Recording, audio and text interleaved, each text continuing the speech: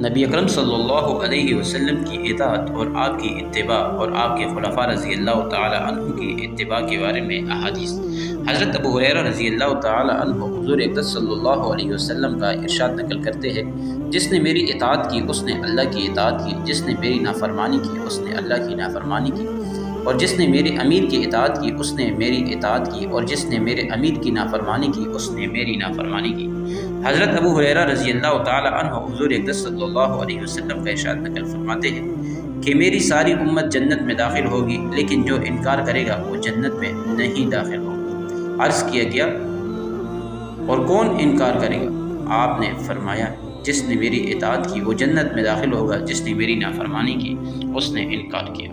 حضرت جابر رضی اللہ تعالی عنہ ارشاد فرماتے ہیں کہ چند فرشتے نبی کریم صلی اللہ علیہ وسلم کے پاس آئے اور آپ سو رہے تھے۔ ان فرشتوں نے آپس میں کہا، تمہارے اس ساتھی کے لیے ایک مثال ہے، اس مثال کو بیان کرو۔ بعض فرشتوں نے کہا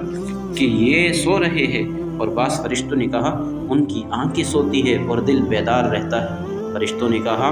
کہ ان کی مثال اس آدمی جیسی ہے جس نے ایک گھر بنایا اور اس گھر میں کھانے کی ایک دعوت کا انتظام کیا اور ایک بلانے والے کو بھیجا،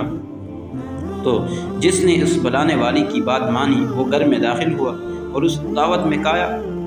اور جس نے اس بلانے والے کی بات نہ مانی نہ وہ گھر میں داخل ہوا نہ اس دعوت میں کھایا۔ پھر فرشتوں نے کہا، اس مثال کا مطلب ان کے سامنے بیان کرو تاکہ یہ سمجھ جائے۔ اس پر بعض فرشتوں نے کہا، یہ تو سو رہے ہیں، اور بعضوں نے کہا کہ ان کی آنکھیں سوتی ہے، دل بیدار رہتا ہے۔ تب فرشتوں نے یہ مطلب بیان کیا کہ وہ گھر جنت ہے اور بلانے والے محمد صلی اللہ علیہ وسلم ہے، لہٰذا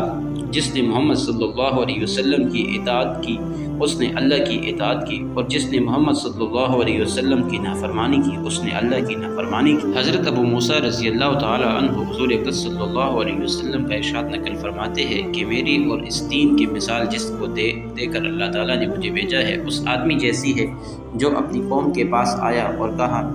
اے میری قوم، میں اپنی آنکھوں سے دشمن کے بڑے لشکر کو تمہارے طرف آتے ہوئے دیکھا، میں تم کو بے غرض ہو کر ڈرا رہا ہوں، لہٰذا یہاں سے بھاگنے میں جلدی کرو جلدی۔ چنانچہ اس قوم میں سے کچھ لوگوں نے اس کی بات مان لی اور سر شام چل دیے اور آرام سے چلتے رہے، اور وہ تو بچ گئے۔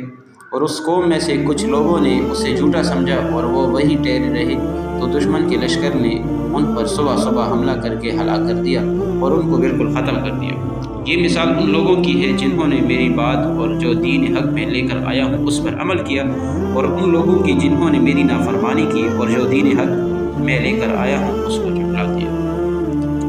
حضرت عبداللہ ابن عمر رضی اللہ تعالی عنہ حضور اقدس صلی اللہ علیہ وسلم کا ارشاد نقل فرماتے ہیں کہ جو کچھ بنی اسرائیل پر آیا وہ سب کچھ میری امت پر ضرور آئے گا، اور دونوں میں ایسی مماثلت ہوگی جیسے کہ دونوں جوتے ایک دوسرے کے برابر کیے جاتے ہیں، یہاں تک کہ اگر بنی اسرائیل میں سے کسی نے اپنی ماں کے ساتھ کھلم کھلا زنا کیا ہوگا تو میری امت میں بھی ایسا شخص ہوگا جو اس کام کو کرے گا۔ اور بنی اسرائیل 72 فرقوں میں سے تقسیم کیے گئے تھے، میری امت تو 73 فرقوں میں تقسیم ہو جائے گی، اور ایک فرقہ کے علاوہ باقی تمام فرقے جہنم میں جائیں گے۔ صحابہ رضوان اللہ تعالی اجمعین نے عرض کیا، یا رسول اللہ صلی اللہ علیہ وسلم، وہ ایک فرقہ کون سا ہوگا؟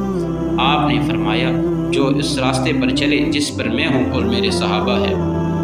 حضرت ارواس بن ساریہ رضی اللہ تعالی عنہ فرماتے ہیں، ایک دن حضور اقدس صلی اللہ علیہ وسلم نے ہمیں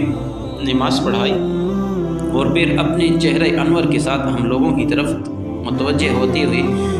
اور ایسا مؤثر واز فرمایا جس سے آنکھوں سے آنسو جاری ہو گئے اور دل کانپ گئے۔ ایک شخص نے عرض کیا، یا رسول اللہ، آپ کا یہ واز ایسا معلوم ہوتا ہے جیسا کہ جانے والے کا آخری واز ہوا کرتا ہے، لہٰذا آپ ہمیں کن خاص باتوں کی تاکید فرماتے ہیں؟ آپ نے فرمایا، میں تمہیں اس بات کی وصیت کرتا ہوں کہ اللہ سے ڈرو اور امیر کی بات سنو اور مانو، اگرچہ وہ حبشی غلام ہو، کیونکہ تم میں سے میرے بعد جو بھی زندہ رہے گا وہ بہت سے اختلافات دیکھے گا۔ تو ایسی صورت میں میری اور ہدایت یافتہ خلفائے راشدین کی سنت پر عمل کرتے رہنا اور اسے تامے رکھنا اور دانتوں سے مضبوط پکڑے رکھنا اور نئی نئی باتوں سے بچنا، کیونکہ ہر نئی بات بدعت ہے اور بدعت گمراہی ہے۔